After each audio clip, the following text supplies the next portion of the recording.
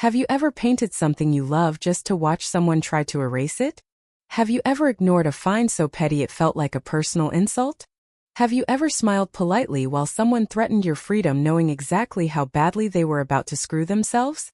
Welcome to Pine Hollow Ridge, a picture-perfect slice of American suburbia meets country, where the lawns are manicured to military precision, the mailboxes match, and the HOA president Marge Whitaker patrols like she's guarding Fort Knox instead of a cul-de-sac. Marge had the smile of a Sunday school teacher and the soul of a mid-level dictator. Everyone called her the voice of the community, mostly because she never let anyone else speak. Then there was me, Tom Harlan, of Denver, 23 years putting away embezzlers, racketeers, and the occasional politician who forgot the difference between campaign funds and personal slush. Clara and I moved here for one reason: quiet. 50 acres backing national forest, no neighbors within shouting distance, and one indulgence: a barn we painted the exact shade of mountain lake turquoise Clara had loved since our honeymoon in Santa Fe. That color meant peace to us.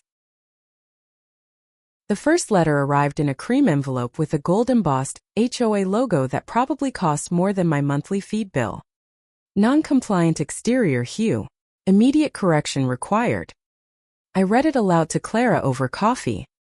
She laughed so hard she snorted.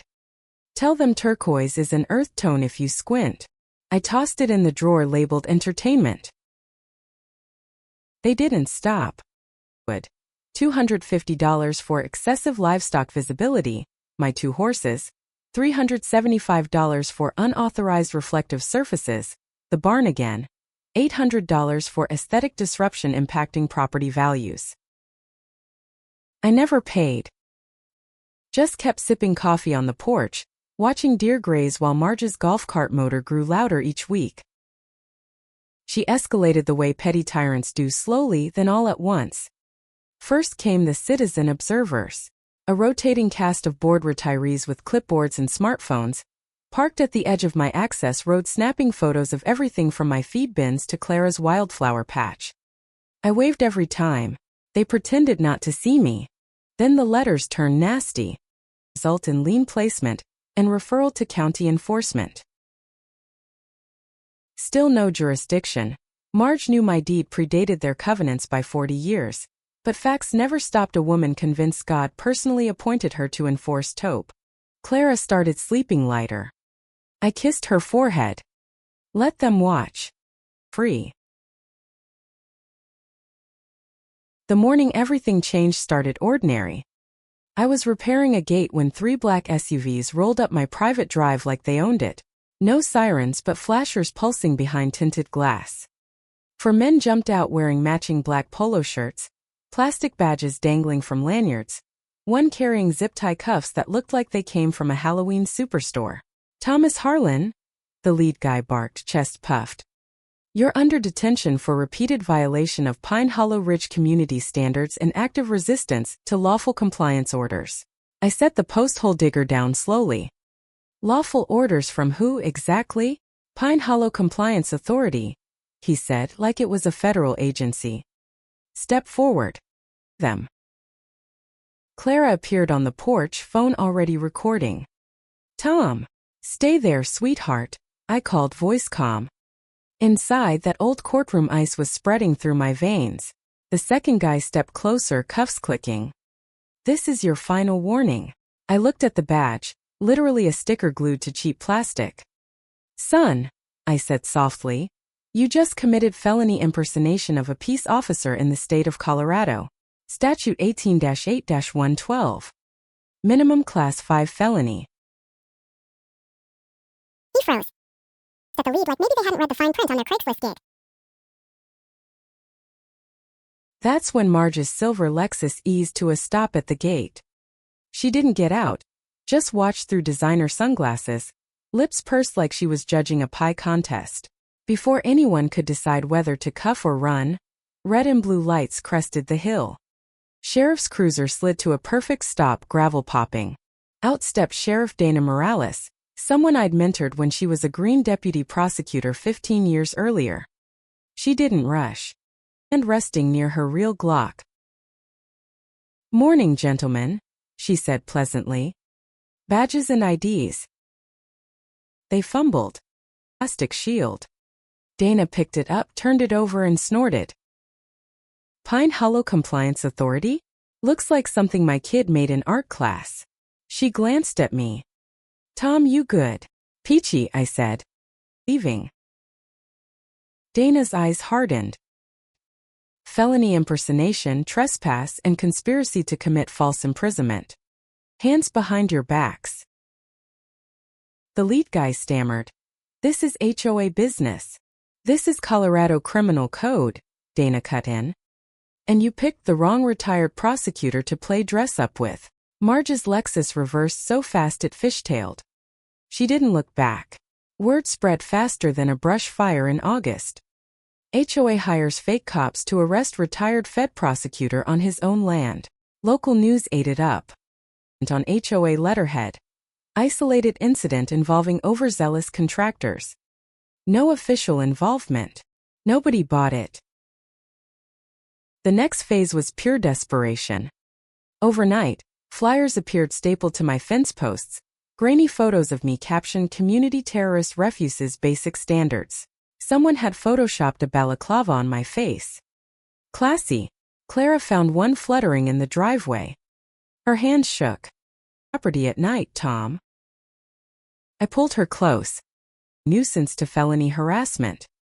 We're done playing nice. I called my old second chair, Lena Vasquez, now partner at a Denver litigation firm that ate corrupt boards for breakfast. She listened to the recording of the fake arrest, then laughed, a low, dangerous sound. Tom, this isn't a boundary spat. This is RICO territory if we connect the dots. Give me everything. While Lena built the civil hammer, I worked the criminal angle with Dana. We traced the Compliance Authority shell company straight back to HOA accounts.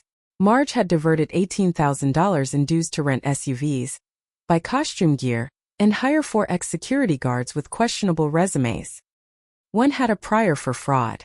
Another listed HOA enforcement specialist on LinkedIn like it was a real career. Then came the tracker. Tucked under my truck's rear axle. Military grade. Called a friend at the FBI field office. Trace showed the receiver hidden in a pine tree 300 yards from my gate. Line of sight to the porch. They were watching Clara garden. The vandalism hit 2 nights later. I woke to glass shattering. Ran outside barefoot. The turquoise barn, Clara's sanctuary, was defaced in dripping black spray paint. Sell now or else. A crude skull underneath. Clara sank to her knees in the dew. I just wanted quiet, Tom. Why won't they stop? I crouched beside her, fury cold and surgical. Because we said no. Handle no. Dana's team lifted Prince, named Ricky Voss. Ex-con I'd prosecuted 15 years earlier for wire fraud. Marge had hired him through a consulting payment. The same shell company. Lena filed the lawsuit the next week. Civil conspiracy, defamation, intentional infliction of emotional distress, misuse of fiduciary funds, and a request for emergency receivership over the HOA. We attached bank records, the fake badge photos, dash cam from Dana's cruiser, and the tracker schematics. Marge fought back the only way she knew, smear campaign on the community Facebook page. Mr. Bully attacking hardworking volunteers. Comments were brutal until someone leaked the $18,000 transfer screenshot. Then the tone flipped. Resign, Marge. The final act came at 3:17 a.m. A plain cardboard box on the porch. No label. Up. I yanked her back. Dana arrived with bomb techs. When they cracked it open, flash powder charge, loud but non-lethal. Message inside on scorched paper. Next time it's real. That crossed every line. ATF. Sunrise. He rolled in under an hour, named Marge as the one who paid him to send a message. Wire transfers matched. Text logs sealed the deal. Court day arrived like Judgment Day. Dismantled Marge piece by piece. The fake cops, the money trail, the tracker, the bomb attempt. When the spray paint can prints came up, Marge's lawyer tried to object. Judge shut him down. Marge took the stand. I only wanted a beautiful community. Lena asked one question. Did you authorize $18,000 to hire men to impersonate officers and terrorize a private citizen? Marge stared at her hands. No answer. Verdict: guilty on all counts. Conspiracy, fraud, endangerment. 12 years.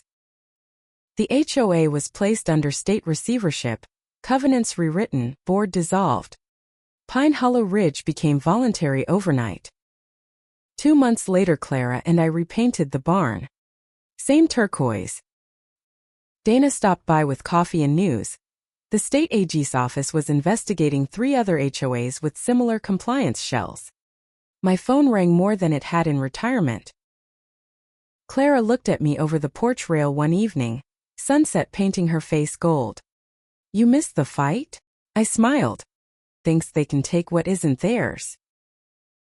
So here's the bitter pill, friends. Power hides behind committees, badges, and polite letters until someone who knows real law refuses to blink. When that happens, the mask slips, the house of cards collapses, and the neighborhood finally breathes. If you've ever stared down a petty tyrant hiding behind community standards, you know the feeling. It's not just winning. It itself. And yet it tastes like justice.